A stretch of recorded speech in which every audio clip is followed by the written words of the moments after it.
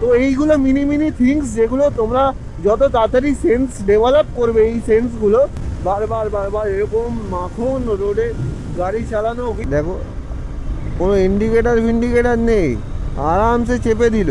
আর একটা ইম্পর্টেন্ট জিনিস তোমাদের জন্য, অভ্যাস, তোমাদের যদি আগে খাওয়ার অভ্যাস থাকে, এই জায়গাটা জ্যাম থাকে, আবার আলমপুরের সামনে একটু জ্যাম থাকে এই টাইম।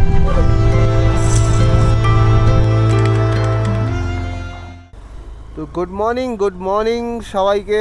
2 দিন 3 দিন এরকম পাহাড়ের কোলে থাকার পর এবার বাড়ি ফেরার পালা। এখন যেহেতু 10:53 বাজে, তো রাঁচিতে জ্যাম হতে পারে, তো যত তাড়াতাড়ি রাঁচি থেকে বেরোতে পারবো তত সুবিধা হবে। আর গাড়িতে এক জায়গায় তেলও ভরাতে হবে, ব্রেকফাস্টও কিছু খেতে হবে। তো চলো দেখি, আস্তে আস্তে এগোতে থাকি, তোমাদেরকে সব কিছু আপডেট দিতে থাকবো। মোটামুটি এখান থেকে দেখাচ্ছে 6:39 আমরা বাড়ি ঢুকবো।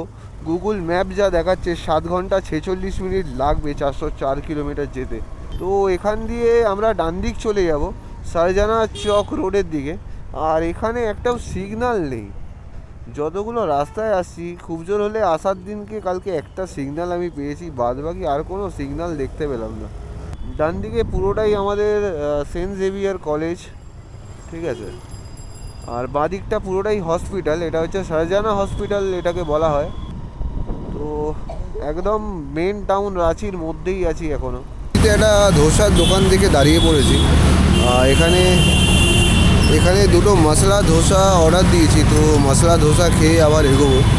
তো এখন জ্যামটা প্রচণ্ড আছে, তো দেখি কি করি, এখান থেকে কিভাবে এই জ্যামটাকে বাইপাস করতে পারি। এখনো বানাচ্ছে, দেখা যাক। আসতে গিয়ে এবার একটাই কাজ বাকি রইলো, যেটা গাড়িটায় তেল ভরাতে হবে। একটু পেট্রোল পাম্প দেখে দাঁড়িয়ে তেল ভরাবো, নিয়ে টান বাড়ির দিকে রওনা দেবো। এখানে কোনো সিগন্যাল নেই, মেন ব্যাপারটা হচ্ছে বুঝতে পারছি না কোনো সিগন্যাল আছে কি নেই। ওই জন্য একটু দাঁড়িয়ে দেখে নিচ্ছি যে এই জায়গায় সিগন্যাল আছে কি না। সব যেরকম সেরকম পার হয়ে যাচ্ছে। সত্যি।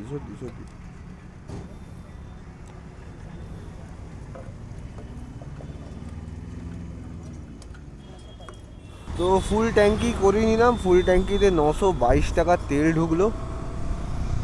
মানে একদম ফুল আমি করি না, গ্যাপ রাখি একটু। তো চলো, এবার মনে হয় না আর তেল ভরাতে লাগবে বলে। তো চলো দেখা যাক কীরকম মাইলেজ দেয় আমার গাড়ি। তো মোটামুটি আমরা NH20-তে উঠে পড়েছি। এখান থেকে এবার সোজা যাব, মানে বাঁদিক নিলাম, বাঁদিক নিয়ে এখান থেকে এবার সোজা যাব। এবার এখানে লেখা আছে দেখো, সব কিছু হিন্দিতে লেখা, জামশেদপুর লেখা হিন্দিতে দেখো। 125 কিলোমিটার এখান থেকে। নিচ দিয়ে যে নদীটা যাচ্ছে এটা হচ্ছে সুবর্ণলেখা নদী। তো NH43 ধরে নিলাম, এবার NH43 ধরে টান যাবো এখন জামশেদপুর। তো চলো যাওয়া যাক।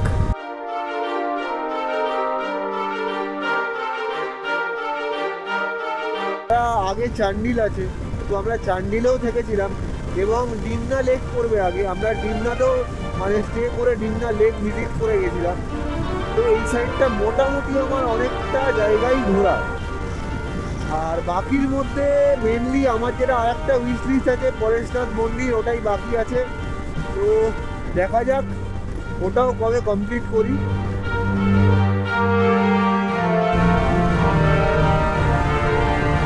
হাইওয়েটা আবার তৈরি হচ্ছে মনে হয়, কিছু মেরামতির কাজ হচ্ছে হয়তো। তো এখানে ডাইভারশন করে দিয়েছে চান্ডিলের, এখানে ভেতরের রাস্তায় ঢুকিয়ে দিয়েছে, যেখানে 2 লেনের রাস্তা, একটায় আপ হচ্ছে একটায় ডাউন। আর আমাদের বাঁ দিকে ডান দিকে যেটা দেখতে পাচ্ছ এটা পুরোটাই এলিফেন্ট করিডোর আছে। চান্ডিলও আমরা এর আগে ভিজিট করে গেছি, চান্ডিলটাও খুব সুন্দর জায়গা, তোমরা এলে এখানে এসে ভিজিট করে যেতে পারো। অনেক কিছু দেখার জায়গা আছে এখানে, অনেক কিছু সাইট সিনিং আছে। মোটামুটি 2 দিন তোমাদের এখানে থাকতে হবে যদি সব কটা সাইট সিনিং করতে চাও ভালোভাবে। অ্যাট লাস্ট ডাইভারশনটা শেষ হলো। আর টোটোওয়ালা দেখো এদিকে দেখেও না, লুকিং গ্লাস নেই, দেখো কোনো ইন্ডিকেটার ফিন্ডিকেটার নেই, আরামসে চেপে দিল। আমি বুঝেছিলাম ও টোটোওয়ালাটা চাপবে, ওই জন্যই গাড়িটা আমি ওখানে আসতে করেছিলাম। দেখো বলতে বলতে পার হচ্ছিল এখন। এইগুলো হচ্ছে তোমাদেরকে বুঝে শুনে যে কোন জায়গাটা একটু হলেও আস্তে করতে হবে, কোন জায়গাটা জোরে বের করতে হবে, এই জিনিসটা সেন্স থাকা প্রচণ্ড প্রয়োজন। একই রাস্তার মধ্যে বিভিন্ন রকম স্টেজ পড়ে, তার জন্য বিভিন্ন রকমভাবে স্পিড মেনটেন করতে হয়।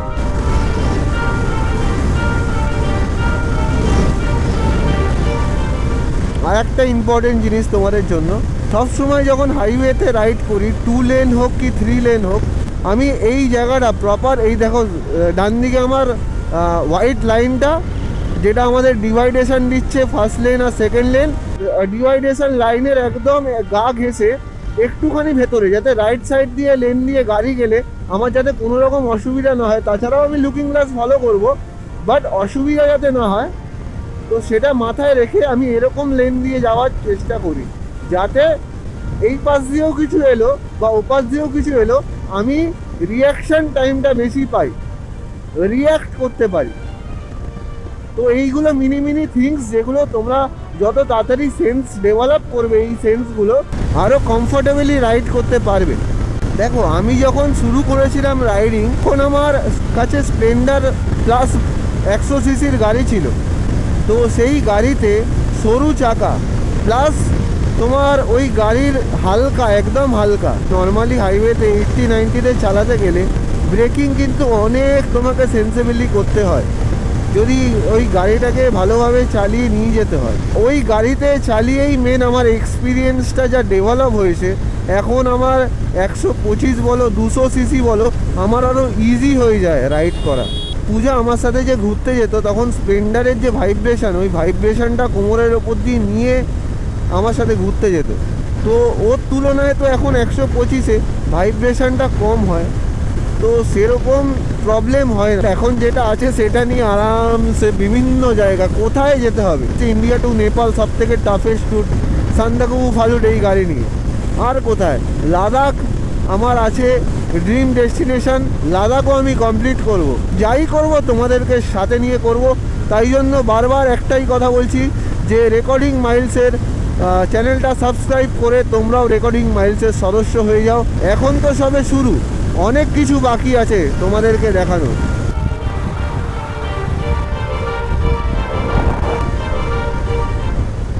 2:27 বাজে আর আমরা এখন ঘাটশিলার কাছাকাছি। 2025-এর জানুয়ারি মাসে আমি ঘাটশিলা এসেছিলাম, তো তোমরা ওটাও একবার দেখো, ইনস্টাগ্রামে অনেকগুলো রিলস পাবে ঘাটশিলার।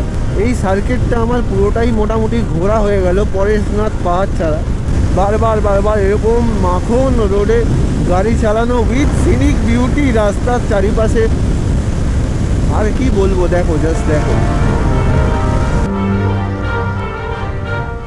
যতদূর মনে হয় কোকাপাড়া টোলগেট হবে এটা। ভাবছি খড়গপুরে গিয়ে আমরা লাঞ্চটা সেরে নেব। যাই হোক, আমার এরকম 4টের সময় খাওয়া অভ্যাস, তোমাদের যদি আগে খাওয়ার অভ্যাস থাকে তোমরা আগে খেয়ে নেবে।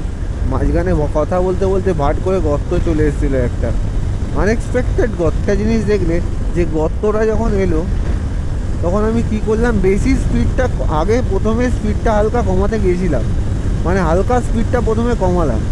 যখন দেখলাম যে না, গর্তটার ডিস্টেন্সটা এরকমই আছে, মানে যে আমি যেই স্পিডে আছি সেই স্পিডে ওই গর্তটার ওপর দিয়ে বেরিয়ে যেতে পারবো আরামসে, বুঝতে পেরেছো? গর্তটার যদি ডিস্টেন্স আরও মানে বড় থাকতো তখন আমাকে অন্য কিছু প্ল্যান করতে হতো। এটা ন্যাচারালি যখন তোমরা হাই স্পিডে থাকো, তো এরকম গর্ত যদি ডিস্টেন্সটা ছোট হয় তাহলে চাকা ওপর দিয়ে বেরিয়ে যায়, যদি ঠিকঠাক স্পিডে থাকো তাহলে।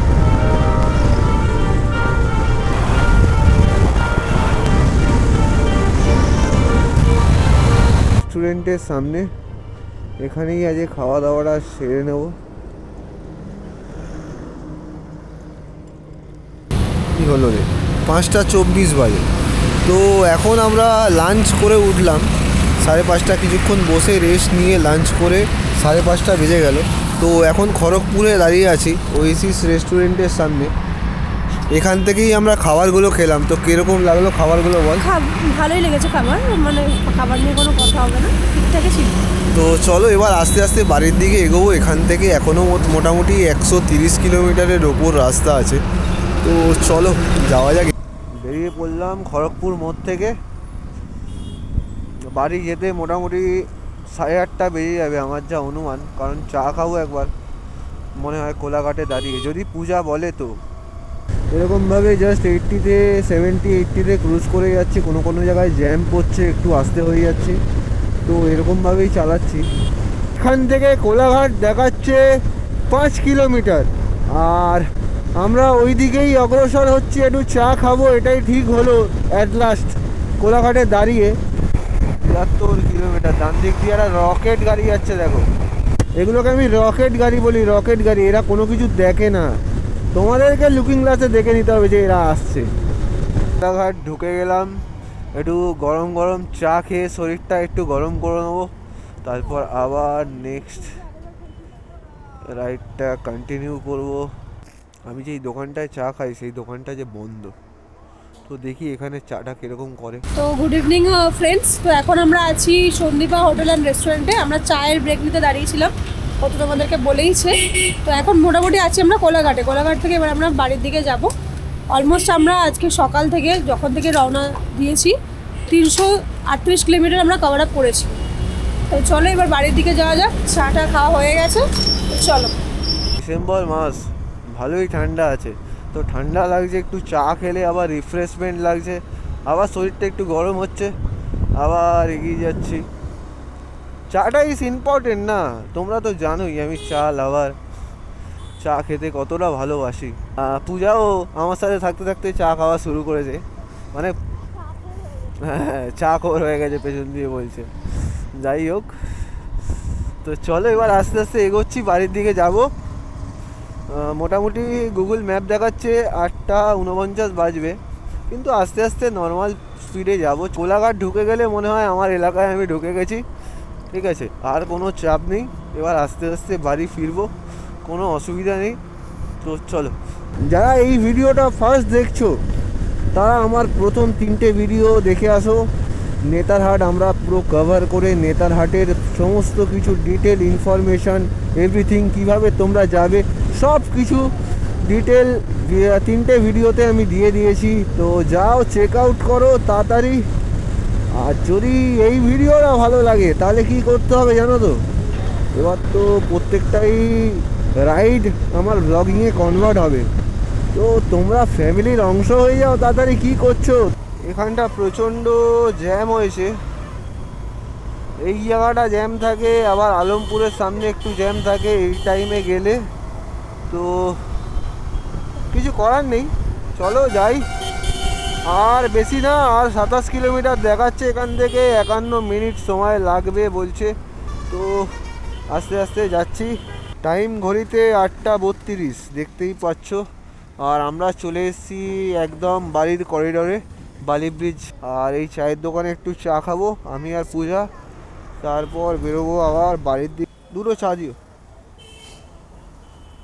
এনে নে নে নে চা নে চা নে চা নে, দাঁড়াও আমারটা দেখো আমি নিচ্ছি।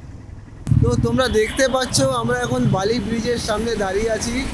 তো আমাদের যে 4 দিনের নেতারহাট রাইড তো এখানেই কমপ্লিট হলো। এবার এখান থেকে 5 কিলোমিটার আমার বাড়ি, চেনা রাস্তা, এখান থেকে বাড়ি চলে যাব। আর ব্লগটা এখানেই এন্ড করছি। ব্লগটা এন্ড করার জন্য এত সুন্দর একটা জায়গা আমাদের আশেপাশের মধ্যে আর কোথাও নেই। যাই হোক, তো 4টে পার্ট কেমন লাগলো তোমরা জানিও কমেন্ট বক্সে, আর বিশেষ করে আজকের ভিডিওটা কেমন লাগলো জানিও। আর এরকমই রাইড আরও ফলো করতে, এরকম রাইড আরও দেখতে তোমরা রেকর্ডিং মাইলসকে সাবস্ক্রাইব করে নাও। আর যদি ভিডিওটা ভালো লাগে তাহলে লাইক, কমেন্ট অ্যান্ড শেয়ার করতে ভুলো না। যারা আগের ভিডিওগুলো দেখোনি অবশ্যই করে এক্ষুনি যাবে, এক্ষুনি ভিডিওগুলো দেখো। তো চলো টাটা, আজকের মতো এখানে।